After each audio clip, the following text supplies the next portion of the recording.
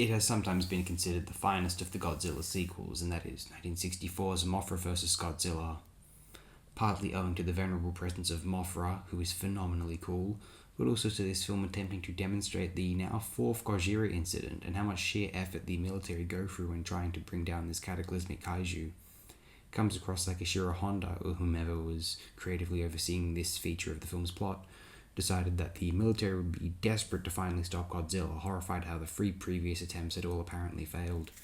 So as well as depicting 1 or 2, depending on your disposition, of the more stellar kaiju battles of the Japanese Showa era, it may feature the most riveting military versus Godzilla scenes of the 20th century.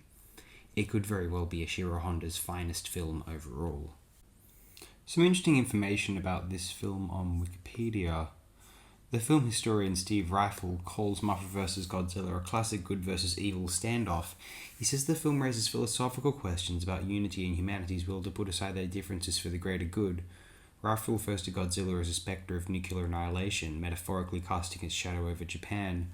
Ryle also describes Godzilla as a symbol of moral judgment after indirectly killing the film's villains.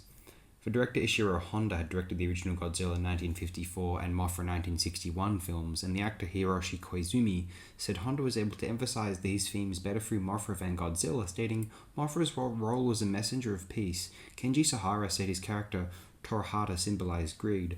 Honda purposely chose to portray the film's version of Infant Island as a partial wasteland as a way to visualize the terror and the power of the atomic bomb." The film historian David Callett writes that the film brings the shame of civilized man to the forefront and says that the film's Japanese character do little to nothing to return Mothra's egg, yet travel to Infant Island to ask Mothra for more. Callett writes that Mothra is the first to respond to Saki's speech about the brotherhood between mankind, adding that Mothra possesses a more developed faculty of forgiveness than her subjects, thus making Mothra morally and spiritually superior than humans. After having success with King Kong vs. Godzilla in 1962, Toho Co. Limited, wanted to pair Godzilla with another popular monster and chose Mothra as a title character of a successful 1961 film. Honda and Toho aimed the film towards a general audience due to the rise of television at the time. To prepare for his role, Sahara spent time around pushy real estates by posing as a buyer. Tanaka cast the twin sisters Imi and Yumi Ito as the Shobijin, due to their popularities as singing Joe the Peanuts, as this would create publicity for the film. The story in Mothra vs. Godzilla was originally intended to pick up after Mothra, with the Rosilicans, the fictional people of the fictional country Rosilica, is recast as the villains. The screenwriter Shinichi Sekizawa's earlier drafts have several key differences. In the final version, the villain Torahata did not exist. Sakai was accompanied by 2 scientists, a colleague and a friend's mentor. Godzilla's body washes ashore rather than Mothra's egg. The leads offer themselves as hostages to the Infant Island natives in exchange for Mothra's help. Rosilica was to be attacked by Godzilla, the Frontier missiles were to be used by the Rosilican military, Himeji Castle was to be destroyed. Godzilla was to move east until reaching close to Tokyo. The artificial lightning tactic is conceived when Godzilla is repelled by electrical towers in Tokyo. Mothra attacks Godzilla when he becomes immune to electricity. Mothra engages Godzilla in a final battle when he stalks the lead characters on a beach.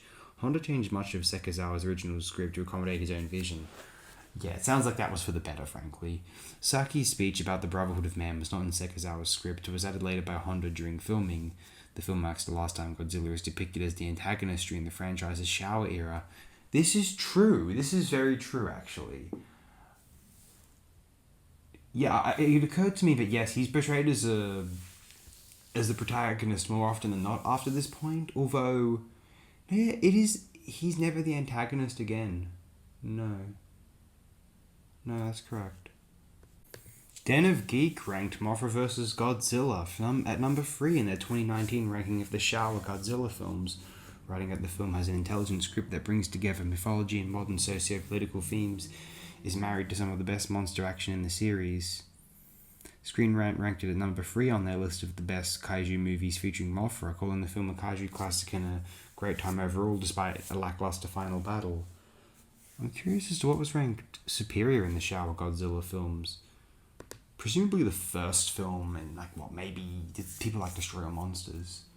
I know that. I'm more curious as to what would the superior films featuring Mothra. If someone was to argue the original Mothra, maybe, but I gotta have a look at these.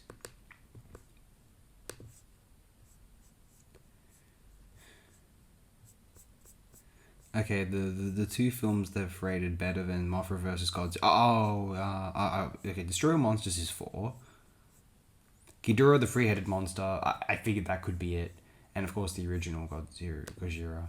And the best ones featuring Mothra are... Okay, they've put the original Mothra over it, and... Oh, of course, yeah, that's a fantastic film. Godzilla, Mothra, and King Ghidorah, Giant Monsters All Out Attack. Yeah, that movie's amazing, and I wasn't sure how many other people like that film, but of course they do. Of course they do. That movie's amazing. That's arguably the best Godzilla sequel of all time, actually. The 2001, the Giant Monsters All Out Attack. That's fantastic. Collider ranked the film number 3 on their Shower Godzilla list in 2022, calling the Godzilla suit an impressive figure, the marionette work and puppeteering done with Mothra and the larvae is impressive, and describing the battle as the most unique in the series. The battles as the most unique in the series. But yes, a worthy candidate, I think, for the title of finest kaiju film of the Shower era. Do let me know what you think of this film in the comments below if you agree with that statement, if you're so inclined. In any case, have a great day, night, wherever you are. I hope everyone is as well as they can be. Thanks again.